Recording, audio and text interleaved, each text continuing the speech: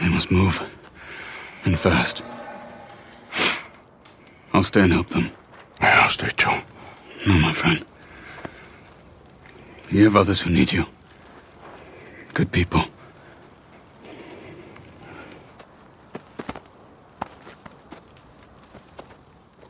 The video games I've always been the most interested in are the ones that cared a lot about their story. From classic Super NES RPGs to Red Dead Redemption 2, it has always been for me the staple of the greatest video games despite mechanical shortcomings. As the sun of this console generation has passed its zenith and begun to sink in the western horizon, Red Dead Redemption 2 is one of the few examples of a game these past few years that seems to genuinely make the story the priority. That is, of course, not to say that other video games haven't cared about the story, it's just to say that an additional emphasis of this generation has been principally about creating imaginative ways of squeezing as much money out of the game and the player as to make the company's time and financial investment worthwhile. I'm not suggesting that Red Dead Redemption 2's creators weren't concerned about their bottom line, but considering the financial success of another Rockstar property you might have heard of, I think it's fair to say that they were allowed to make the game they wanted to make. And what they made was Red Dead Redemption 2.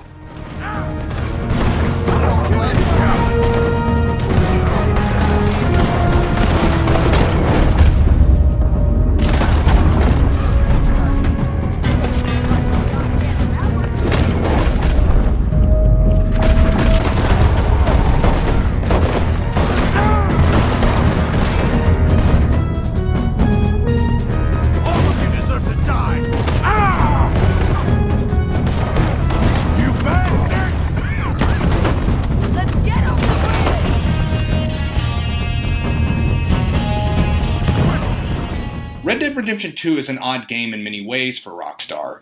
Even comparing 2 to its predecessor, it's less juvenile in its presentation, much more serious in its manner, mature in its execution, and frankly, much more melodramatic. It's like a nightmare I can't wake up from. I ain't sure melodrama's gonna help much, Mrs. Adler. Not the time, Arthur. The results for Red Dead Redemption 2 ended up manifesting themselves in one of the oddest ways. We ended up with a better game, but not the most fun one. I don't mean any of that negatively. Melodrama in Red Dead 2 or otherwise can be extraordinarily effective in storytelling. As a general rule, if you care about the characters, then the melodrama is affecting. The key is that the story itself remain consistent. There can't be any real camera winking or horseplay once the drama kicks in. It needs to stylistically hold you in place until it makes its point. For Abigail and Mrs. Adler. Thank you, Arthur. You're a good girl. You live a good life now, you hear? All right, Arthur. I'll miss... Me too, sweetheart. Me too. But we're jumping ahead a little bit here. Red Dead Redemption 2 is the sequel/prequel to Red Dead Redemption 1 that genuinely serves as both. The chronology places it prior to the events of 1, but in this game we're carrying along the game's traditions of, well, redemption with a new protagonist named Arthur Morgan. Without recapping too many story beats to a game that came out a while ago, this game has us taking part in the game we heard so much about in its precursor. Plenty of familiar faces return, and the game's creators do an excellent job of manipulating the player's own sense of nostalgia against themselves. This does make playing the first game more necessary because the stories make the chronology's roots grow in importance provided the player is willing to lower their guard and allow for the immersion to suck them in. And those story beats primarily center around the gang's leader, Dutch. Cargo, Dutch Vanderlyn. I am sorry you got hurt. It's a story as old as time. The harder Dutch tries to hold the gang together, the more disillusioned Arthur gets. But the story is made more effective because it really underlines the same points made by Red Dead Redemption 1. It was a video game that actually cared about being a sequel. The West is over, civilization has come, we must submit or die.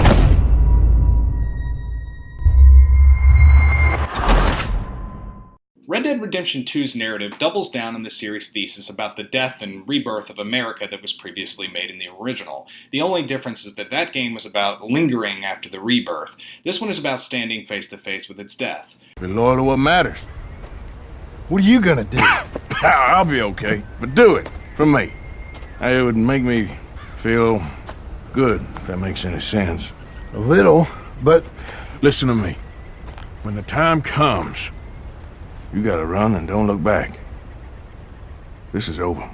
That is, of course, painting with a broad brush. The actual scope of Red Dead Redemption 2's story is going to offer more nuanced and customized story beats based on the player's choices that they make. In an effort to increase immersion, Rockstar has actually changed the formula. The action genre fades away, and you'd be forgiven for mistaking this game for a Western RPG. Player choice, while limited in options that don't involve shopping for outfits, because there's like a million options there, is paramount. Do the limited options of progression offer much differences? Mechanically, no. And story-wise, it all depends on how much you're enjoying the narrative. You're basically deciding whether Arthur Morgan needs more or less, well, redemption. And this can be extraordinarily effective in the game's saddest moments. Arthur's fear of perdition is what makes him vulnerable, and the story threads provided by the game's main twist can genuinely change how you play the game. I just wanted to say the debt's canceled, and here, take this.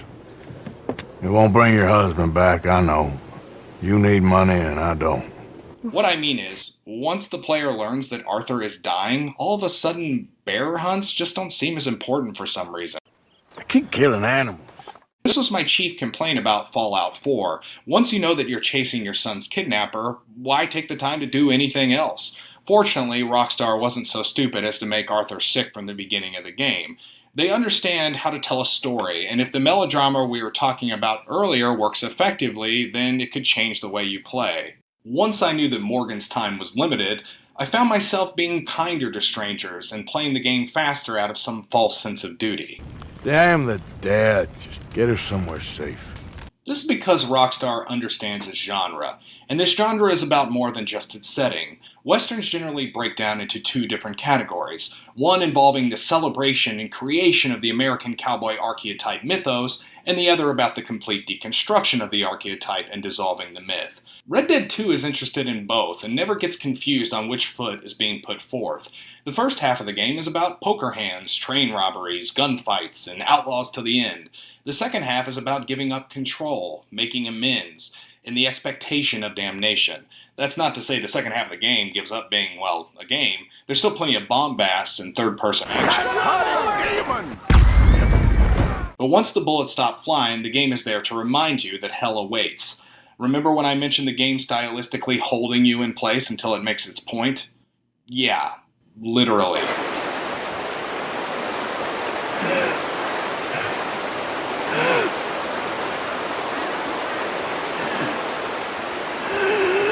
The game really begins hitting its stride when it reveals Morgan's sick, because it can begin leveraging Morgan's life choices against his life's regrets. And these regrets begin printing pathos in spades because the player has been given countless examples that choosing the gang over anything was an objectively bad idea. And now there simply isn't enough time to right the wrongs. Redemption, it seems, comes at a steep price. They say the sick delude themselves. I was your friend! You and me, we ain't decent. But those folk, they was. Now here, take that. Take that and get lost! The gang is not all bad, though. Well, not completely. In order to pull this narrative off, there has to be some reason for Morgan to stay. And frankly, it feels good sometimes to hang out with these people, despite their moral shortcomings. To your good health. Thank you. There is a strong sense of community in being with the gang because it's clear to see why they're not all bad people. Some maybe even good people. There's also a strong group identity that makes up the entire gang. There's the leader, the wild card, the sage, the drunk, the innocent, the guilty, the, well, really creepy preacher dude. And the community that this forms and the expectation of how characters will respond to your actions is crafted by how much time you spend with them. For a while, at least, this whole gang thing feels like home. In short, I know how Hosea will react to something because I, the player, know Hosea. And this makes you all seem less like the murdering, robbing, monstrous people that you certainly are, and more like, well, a family. But there's no black and white way of looking at the game because there's simply too many characters here and too much nuance to each. It feels good to roll with the gang and administer justice to the entities worse than your own, and it also creates a genuine sense of dread when things begin to fall apart. And who is betraying me? The happy family becomes a broken family, and the slow pace at which the family dies a death of 1,000 cuts feels earned because the characters continually respond in ways that seem natural. The drunks get drunker. You ain't looking too fine neither. The wild cards get more wild cardy. Still got a little fight in you, have you, boy? As the narrative spirals more towards the finale, Morgan is left roaming the countryside without the identity that he thought he had. It was something he never had to worry about, as he could always rely on the gang to provide that identity for him. Was Arthur Morgan a tough guy, a sweetheart, loyal, handsome? I don't know. Ask the gang. Certainly don't ask Morgan. He doesn't know. I trust I will not make a god-awful fool of myself once more, but somehow I imagine I shall. And in the endgame, it kind of comes down to you, the player. What was Morgan's entire journey through life about? Can he scrape together some amount of genuine humanity before it's all over? Because without the gang, what is he? Both Red Dead 2 and the original tell essentially the same story. Can you atone for the evil things you've done? But neither of them are ever thankfully willing to answer that. The original relies on the hope that you will one day be reunited with your family by quite literally murdering your past. While 2 is much more interested in Morgan losing his family in real time, but the results essentially wrap up equally. Is there such a thing as redemption, and if so, what goods have to be done, transgressions forgiven, and kindnesses repaid in order to earn that? In the original, you begin the game as a changed man.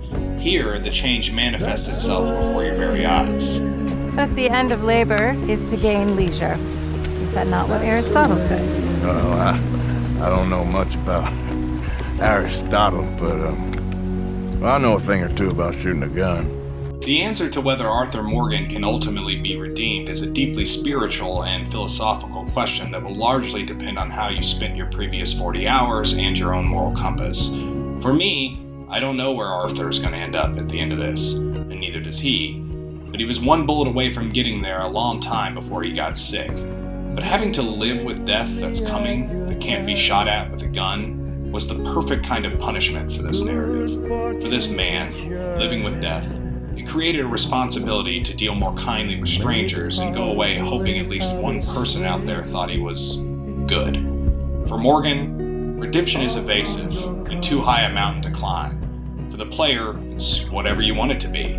But hell or heaven, wickedness or kindness, redemption or perdition, it's never too late to change. And indeed, Rockstar did change. Because what we're left with at the end of Morgan's journey is one of the finer video game story arcs in recent years. In the game, Morgan says, "We're thieves in a world that don't want us no more." How wrong you were, Arthur Morgan. How wrong you were.